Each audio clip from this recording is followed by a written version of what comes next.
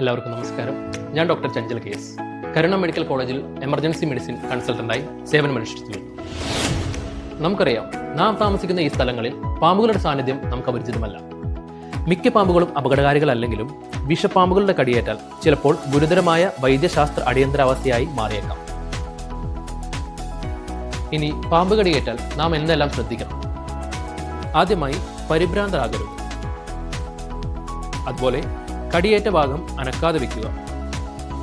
ഇറുകിയ വസ്തുക്കൾ നീക്കം ചെയ്യുക.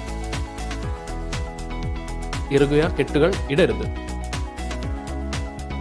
മുറിവ് മുറിക്കുകയോ രക്തം വലിച്ചെടുക്കുകയോ ചെയ്യരുത്. അതുപോലെ നാടൻ ചികിത്സകൾ ശ്രമിക്കരുത്. കഴിയുന്നത്ര വേഗത്തിൽ സുരക്ഷിതമായി ആശുപത്രിയിലേക്ക് എത്തിക്കും. എന്നാൽ ഇങ്ങനെയുള്ള സാഹചര്യങ്ങളിൽ സമഗ്രവും ജീവൻ രക്ഷിക്കുന്നതുമായ എല്ലാ ചികിത്സകളും നൽകുന്നതിനായി കരുണ മെഡിക്കൽ കോളേജ് സജ്ജരാണ്.